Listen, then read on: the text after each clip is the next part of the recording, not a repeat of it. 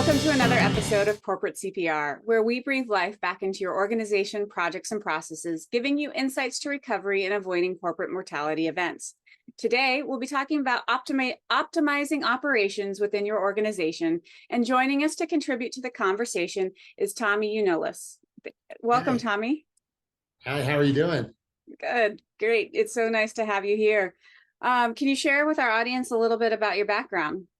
Sure. Probably like most of the people you interview, I started in the restaurant industry at like 14 years old.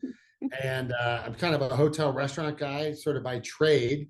I got a undergrad degree in hotel restaurant management, and then I promptly started doing stand-up comedy, which I then did for the next decade of my life. So 95 to '05, I was pretty much full-time stand-up, worked in hotels and restaurants during that period, and then was like broke and tired and in my mid 30s and was like, "Ah, everyone's getting married and having kids. And it's obvious that my comedy career wasn't like really skyrocketing.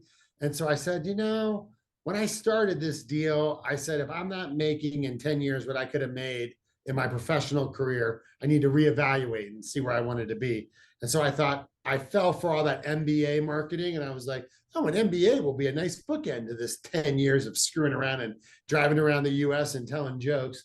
So I went and got an MBA. And then at that MBA school, I met my wife, and then I kind of started my career in corporate America. So I got married, went in, was working at Quiznos, which Quiznos is an interesting at their corporate office.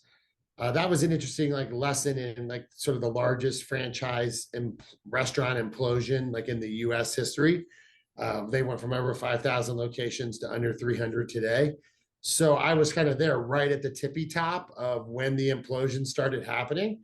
So I learned it was like my second MBA was working at Quiznos for like that 18 months. And during that period of time, I ended up building an audit platform. Basically, the leadership came to me and said, "Hey, we need to like start auditing the restaurants and being able to report on that." And I ended up building the software we used to do that. And that's when my career pivoted, and I went from hotel, restaurant, entertainment to technology. So I ended up building out this software platform that we used internally. And then a buddy of mine was working at a consulting firm that did business process management and workflow consulting. And we used the platform in the semantic space called Semantic Workflow. And he was like, "Hey, I got recruited by Semantic. Do you want to backfill me here?" And I was like, "Sure," because I could see like Quiznos was a sinking ship and I needed to get off it. So I started doing BPM consulting, and I learned the Semantic platform. And then we ended up buying that company because it was a consulting firm and they wanted to sell. And we're like, "You can't sell. We're consultants. We'll just quit." So they let us buy them out through an earnout. So that's how I got my first tech business. We just earned out for a couple of years on them. Did that business for about 5 years. We were a small company, like 7, 8 employees, but because we did this one thing that nobody knew how to do in the semantic world, we had gigantic clients like, United Healthcare in the US, like the World Bank, Comcast, Universal, Wells Fargo, just insanely big customers because Semantic would sell us in as part of the deal, right? We did that for about 5 years. And then about halfway through that, I was training a consultant on the software, business process software. I said, "Hey, go rebuild that thing I built at Quiznos," right? Like we just needed a project to work on. And we built it, we threw it online, and people were interested. And so I was like, "Okay, that's interesting." So we spent the next like 18 months, nights and weekends, building out like the beta of the platform on this workflow solution. And then around the end of 2014, Semantic was not really supporting our platform anymore. And I was kind of like, "Hey, I just want to build one thing versus always be building new stuff." So we launched OpsAnalitica, which is an operations management and data analytics platform. And so that's kind of how I got here. Well, and so let's talk about kind of the value of optimizing operations. So as you've been a consultant, you've been out there and seen the issues within these organizations. What are kind of the symptoms that lead lead you to realize that there's a problem? I think, have you read Atul Gawande's The Checklist Manifesto? Which, if you haven't, you should totally check it out. Atul Gawande is like a surgeon from Harvard, and the book's primarily about implementing what they call the safe surgery checklist, which like had these massive medical outcomes of just getting everybody in the surgery room to kind of like focus and pay attention to what they were doing, like little things like confirming which arm you're working on and stuff like that. But he goes through the whole history of checklist. But one of the things he talks about in that book is that we're not suffering from a lack of knowledge. We're suffering from too much data, too much information, too many things to remember and cover off on, right? And part of the problem is now we have so many new apps. So like in a job that you might have did in the 80s, it would, like, I always use the analogy of like if you worked at Mel's Diner for that show Alice, Mel's Diner, Alice from the 70s. Alice like works in the diner and they have like ticket window and they have a cash register. Like running that same business today is like 50 times harder because we've got so much new technology and so much new apps and data that we're collecting and process improvement. She wrote something down on a piece of paper and stuck it on a wheel, and now you've got to like turn on a POS system and log in and do 10,000 more things.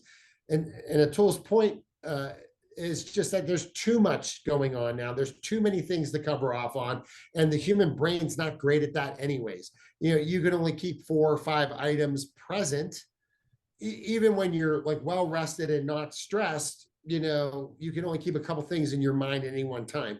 And so I think what's happening with these businesses is that they've already identified all the things that they know they have to be worried about, but they cannot translate that knowledge into consistent action at the location level, right? And a lot of these processes that people are going through and they have to do as a part of their job, whatever it is, they're multi-step processes. And a lot of times, if you miss one step in the middle, you might as well, they're called all or nothing processes, you might as well have not done any of it. If I send you to the grocery store to go get all the ingredients to buy a chocolate cake and you come back with everything but the chocolate, then it was a wasted trip to the grocery store because we don't have chocolate cake now. And that's what people are dealing with. And then you add on top of that the pandemic, the constant distraction from our phones, the people don't want to work, and labor crisis issues and all the things that are happening in the world. And it's like businesses are just missing those vital steps in their own internal processes. They already know what they are. They just have no easy way to enforce them, hold people accountable to doing them, and to correct quickly. And what's happening is they're dropping the ball, and us, the consumers, are the ones that are paying the price. And now we live in a world where there's infinite amount of competition. It's not like the 1930s where you had like one diner and 50 miles of your house. Like there are thousands, literally thousands of restaurants that will deliver food to me anywhere I'm at pretty much. So why do I have to put up with you not doing a great job? I don't have to, and that's what we're seeing. And we don't just work with restaurants. We work with a lot of different multi-location businesses and a lot of verticals. But that's the problem. People aren't controlling what they can control, and it's affecting customer satisfaction, and that's affecting sales and profits. And so, I guess it's the symptom then that you start to see loss of market share and people are going to your competitors. I mean, what's the trigger point that people are like, we've got a problem? Like, so you've kind of outlined the complexity and all of the pieces that go into what makes the problem, but how do they even know they have a problem? That's the worst part, right? Because most of these multi-location chains, when they were like growing and inventing themselves, this technology didn't exist. Our technology is really tied to the invention of the tablet and the smartphone, because those were the devices that enabled you to move from paper and memorization training, which is very expensive and hard to do when you have a lot of turnover, right?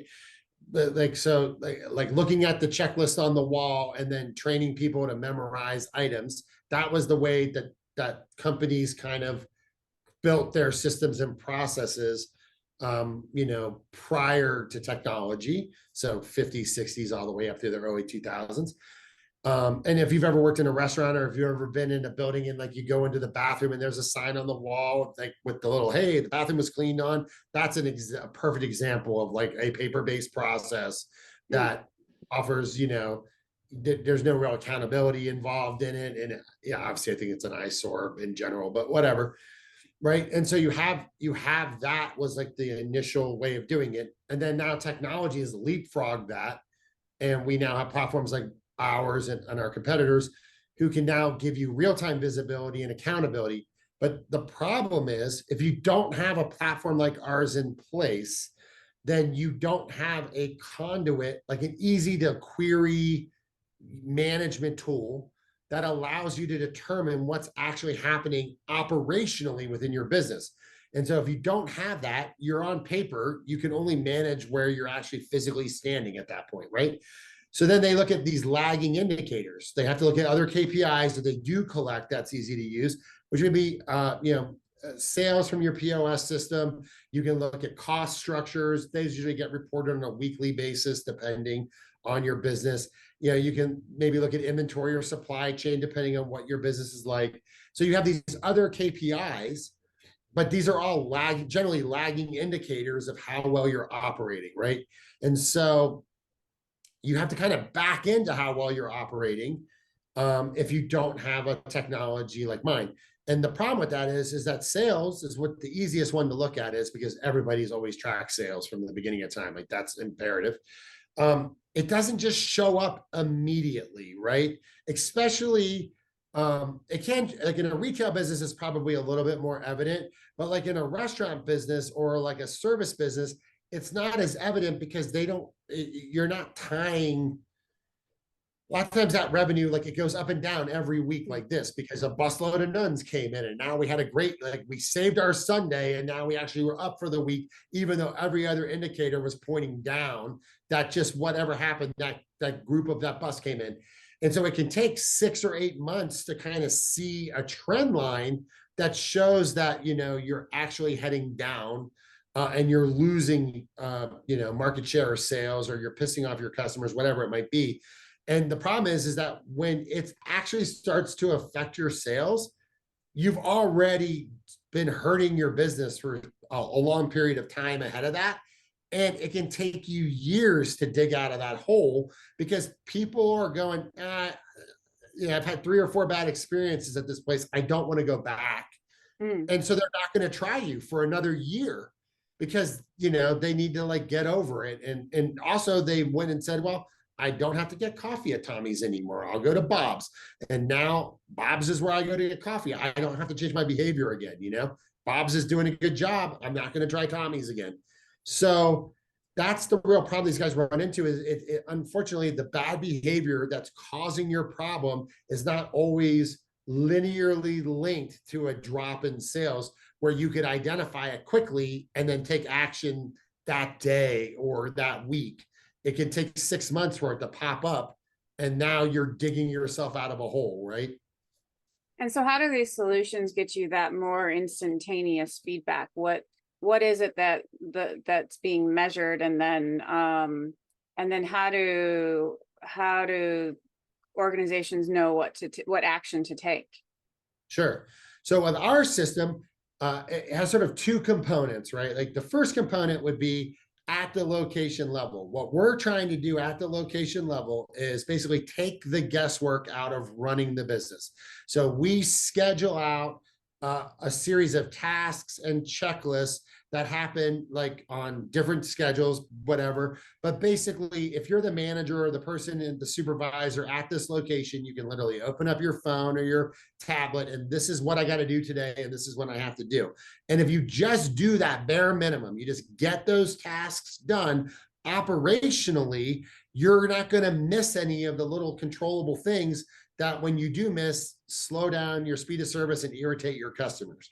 So it's just a matter of reminding people, turn the music on, turn the open sign on. Did you taste this? Is it safe? Is this place clean? All those kinds of like little things that, but you miss one and then people are angry, right? So at that level, we're just trying to help the managers at the store level just make sure they're doing what they're supposed to be doing as efficiently as possible. And we have studies that show that like within one brand, that the stores that were doing their OpsAnalitica the best had customer satisfaction that was 89 points higher than the stores in their same chain that were doing it the worst, right? So it translates to higher customer sat, and that obviously translates into sales and profits, right? So just doing that at the store level. Then at the above store level, what it allows you to do is it allows your team to be more effective and efficient, because you have all these people that you bring on, corporate brings on to oversee, a certain amount of locations. But in the old world, you could only, you were only capable of managing the store you were standing in, which meant the other 9 or 90 stores that you had that you weren't standing in, you couldn't do anything for. But with this technology, you are now being alerted and you can see how your entire patch is doing on your phone while you're sitting in one store. So you can be following up with somebody while you're helping this person over here that you're actually physically with. And so it extends and makes those guys more efficient in their reach of just trying to manage their patches. Plus, it's all real time. So like it's like a Google sheet. So I can literally watch you do a checklist in Australia right on my phone here in America. So it just gives you that real-time data. It's still reactive. I mean, I need you to do something or not do something to see what happened, but I'm capable of like watching what's happening in real time and getting alerted when there are issues so that I can better follow up and support you. Because at the end of the day, all these locations, that's where the revenue is generated. It's the store that generates the revenue. Corporate's just there to support the store operations to then, generate sales. So, Did I answer the question? Sorry. yeah, so some of the like obviously, you could have death by checklist or something, like Yes. monitoring too many things. So I Absolutely. guess how do you know which are the right things to be monitored in order to directly influence the KPIs? So that's great. So I think right now we're sort of in our infancy still. Like our biggest competitor is still paper today across the board, right? Like we're still battling books and PDFs and stuff. So I think we're still in the infancy of this, and we're still, I would say 80% of my clients are still just utilizing the paper checklist in a digital format, right? Like I don't think that I would say 80% of them are just like we haven't gotten to a point where people are actually building digital checklists first, because they're recognizing that the technology's there and they can do these special things. That's not everybody for sure. I've got some clients that are very forward reaching on this, but I completely agree with you. You can death by checklist people is a huge problem, because the thing that people don't realize too, and this is one of the biggest barriers to getting checklists done, is that the time that you have to do most prep or set up checklists in your world is also the time that the manager is the busiest of that part of their day, right? Like you can't check the line for food safety until right before you open the restaurant, because not all the food is made yet. And that's true of any business. Like you're prepping, you're getting everything set up, is always a flurry of activity right before you open your doors. That's generally also when we are requiring people to do these checklists. So of course it's like you're going, hey, get everything ready and talk to your team and get everybody prepped, but also spend an hour going through the back of the house doing this checklist. It just doesn't jive. You know what I mean? It doesn't work that way. And so we do have to do a better job of writing really focused and smart checklists.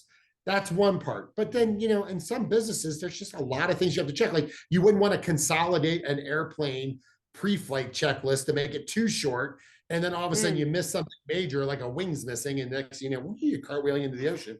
Right. So like you've got to balance it. But then we've tried to implement technologies to make it easier to do. So one of the big things, like I'm trying to convince people to do, is we have like real-time collaboration where multiple people can use the same checklist simultaneously. And I'm trying to change the mindset of our clients and our prospects that this doesn't have to be just the manager doing this checklist.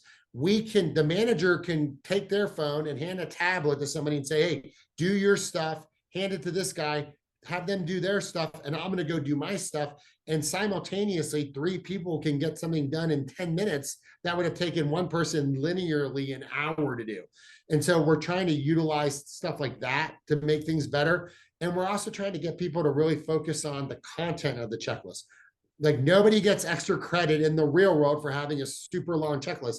And I battle people constantly. That's too long. It's too many items. Like, consolidate it. And then we use things like randomization. And so you don't have to check, you might not check every item every time, but you might check that item 1 out of every 5 times, so we can shorten the amount of questions, but still get good coverage over, a series of things that you might want to check. And so what, let's talk maybe a little bit of adoption, because I suppose, the number of items you're having to check and stuff can lead to even adoption challenges with team members, maybe, or maybe not. Like, what are you seeing in adoption perspective? It's 100% dependent upon how important, what the priority is within the management structure of the business. So if you place, because we schedule everything out, we measure how well you do on getting those scheduled tasks done on time. Because one of the things about our platform is that all the schedules operate in windows that are operationally significant for the business. In the old days, when you were on paper, you'd get in there at 7, you'd grab a cup of coffee and a cigarette, and you'd bang out all your checklists for like the next 2 days on paper. Yep, yes, 36, 36, 36, whatever it is. And then, you'd be done, and then you would just go about doing whatever you wanted to do. In our system, what we do is we say, hey, you can't do the dinner checklist until 4:30, because we know that if we let you do it at 7 a.m., it offered me 0 benefit. I need you to catch the problem at 4:30. So it locks it down for them, right? So that's one way, like, we can try to like control, we just kind of hold people accountable to doing it at the right time. The other part is we got to shorten these things. We got to get the collaboration in as well, because you're right. Like, you can justify to yourself that this is busy work and that there's something more important to go do. There's a fire I have to go put out. But the reality is that the organizations that have the discipline and the process, and then also hold their teams accountable to doing this stuff right, they're the ones that are thriving, right? And I would just suggest, like, everybody here goes to restaurants. Like, everyone who listens to this, you go to some restaurants and they're always busy and they're always clean and the food is always delicious. And, they could be a chain, they could be a local place. I've got this great Italian restaurant by our house that's always amazing. Every time, single unit, family run, but they're process and system driven, and they execute consistently every single time. And then you can juxtapose that with the restaurant that you go to that's understaffed, dirty, burns you every time you go in there, but you, for some reason, keep going back. And then eventually you just go, I'm not going there anymore. That's a non-systems driven business. Systems and compliance are a part. You either believe in process, you believe in systems, and you set your managers up to hold your teams accountable to that, or you don't really have a business. You're just basically jumping in the toilet bowl, and it'll just be a certain amount of time before you end up at the bottom. So when somebody is planning on going on a journey like this, what are some of the key things that they need to be thinking about when it comes to how to approach optimizing their organization? Number one, I think the biggest thing, and I saw this when we were consultants too, is so many of these types of projects get stalled out because the people think that they've got to revamp everything in the kitchen sink before they even begin, right? And that's a huge no. This is an iterative process. You are better off getting something in place today as quickly and painlessly as possible, and then over time letting the data influence you on what you need to do next, right? You have to trust that the data is going to give you the insights to make better decisions and make you and inform the changes you're going to make and the progress that you're going to go through. So I think that's the biggest first thing, because people will always tell me, oh, we're going to do this. I just got to rewrite all my checklists. Well, you know what priority rewriting all your checklists is in the scheme of running your business on a day-to-day basis. It is zero priority. You got to make sure you're staffed. You got to make sure there's 500 other things that'll get in front of that. And you'll be 6 months later and you won't have moved the needle. Whereas you could have just got something implemented in sort of that MVP, if you will, like minimum viable product release, get it into the business, and then let the data drive your decision. So like, I'll give you an example. I can lock these things down. I have very good business logic technology. I can like literally make these checklists so that you have to do them perfectly every single time. And I can make them so arduous that like you would literally, you'll just stop doing them because it's too hard to actually do them, because you answered that question too fast. And now I stopped you and I required 50 things off every question that you answered. And I have to battle the people that have that control mindset when they come in. And I have to be like, you can't do that. You're going to kill adoption if you do that. So instead, we've adopted this model of keeping everything very open, very paper-esque. But then because we have such like good tracking, we're tracking the behavior that's happening in the background, but we're not slowing people down from actually doing anything, right? And then that data that we collect, all this metadata about how long things took or where they actually answered it, or if they used the right tools, and all that stuff is then available to you so that in a month or two, you can sit back and go, man, when people are getting things wrong, they're not telling us what was wrong. Well, on this thing, it's really important to me. So maybe we'll have them take a picture or we'll have them leave a comment. And so then we can start like ramping things up, but we just let the data drive us, right? Because you really don't know what you don't know until you can analyze the data. So that's a huge part of this. It's interesting. So Tommy, I guess, kind of coming to a close here, what are the top 3 things you want to leave with people? Number one, I truly believe that operations management is the next big technological battlefield that we're all going to get in. Like in the last couple of years, especially in retail and restaurants, it was about delivery. It was about having an app. It was about having a POS that could support, in-store pickup and all those kinds of things, right? And everybody kind of got that technology right around 2019. It all became kind of ubiquitous, and it felt like all the big players had it, and it was available for the small players. In the multi-location business of the future, when this could be an MRI, dentist, vet, hotel, it doesn't matter. There's going to be 5 data feeds of data that are going to be coming into your business, right? You're going to be collecting data from your POS system. You're going to be collecting data from the internet, right? We'll be monitoring Twitter and Instagram and Facebook to find out what's happening, customer insights. You're going to be getting data from a checklist platform like mine, OpsAnalitica. You're going to be getting data from robots, and you're going to be getting data from sensors. Those 5 data feeds are going to be coming into your business.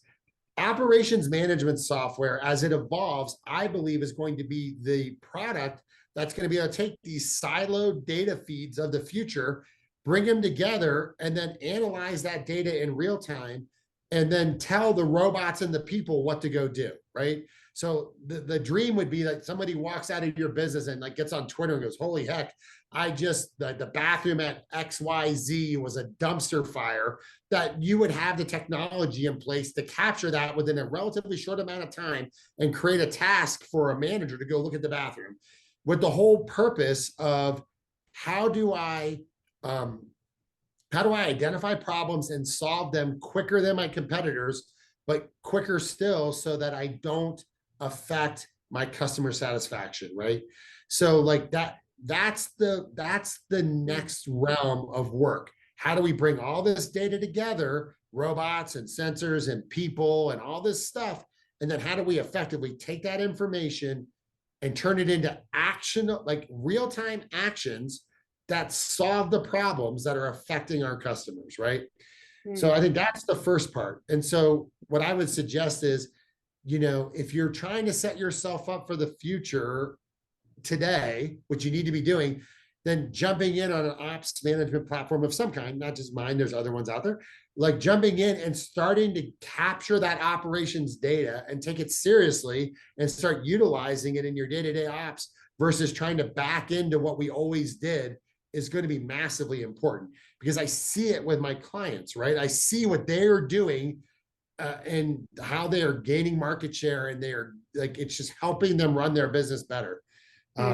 So that was a big thing. And I'll tell you, the ROI on this too is insane. And I'm gonna give you one example. I know you asked for three, but I'll just give this example because I know I'm a talker. I have one client, and they have one question on one checklist, right? Just one question on one checklist was, have you punched everybody out at the register, right? Clocked everyone out. So there was a yes, no question, and people were just saying yes. And then they realized that wasn't changing the behavior. So, because they could see in their reporting, hey, what's going on? So they switched that one question from a yes, no question to a picture question. Take a picture of the register and show me everyone's punched out. Well, that forced the manager to go punch everybody out. And what they realized was that one question's netting them $10,000 a month in overpaying people who aren't at work, because the register was auto clocking them out at some set time, but like you were paying them for that labor even though they weren't working. So by forcing the manager to actually do their job correctly, take the picture, now they're netting 120K a year. And just that one thing that was effortless, right? Like it was such a dumb thing. That's 120 grand a year. That's like free money. That just falls to the bottom line. Didn't cost you an extra penny to do. And it's just there, right? So we end up seeing these ROIs in the multi-thousands of percents, which no one would ever believe. But you have to look at when you have 450 locations and you saved an extra dollar of labor once a day over, 363 days a year, guess what? It all adds up really fast. You know what I mean? Yeah. That's great. Well, thank you for that, Tommy. And where can folks learn more about what you do and about your software? Sure. Our software is called OpsAnalitica. It'll be in the show notes. Come to OpsAnalitica.com. Here's the deal, guys. My job is to help talk to like business owners and people and managers who are struggling with an operations problem. A big part of what I do today is just listen to what they're dealing with and try to offer suggestions and help on how I might be able to help them with my software, or I might suggest another platform entirely if they could do a better job than us. So if you've got something you're struggling with, that's like one of those problems you just can't get your head wrapped around, or can't get your team to kind of execute the way you want them to, please come to OpsAnalitica.com, hop on the chat, go, hey, I want to talk to Tommy, and they'll route it to me, and then I'll come chat with you about it, because I just want to learn what you're dealing with, because our platform is vertical agnostic. We're all over the place, and I might be able to help you. And if not, I know a lot of tech guys with a lot of really cool stuff, and I'd love to send some business their way if they can do a better job of it. Well, that's great. Thank you so much for your insights. Really appreciate the conversation. Oh, thank you so much too. And to our audience, until next time, keep your organizations healthy. Hey! It's your tomorrow.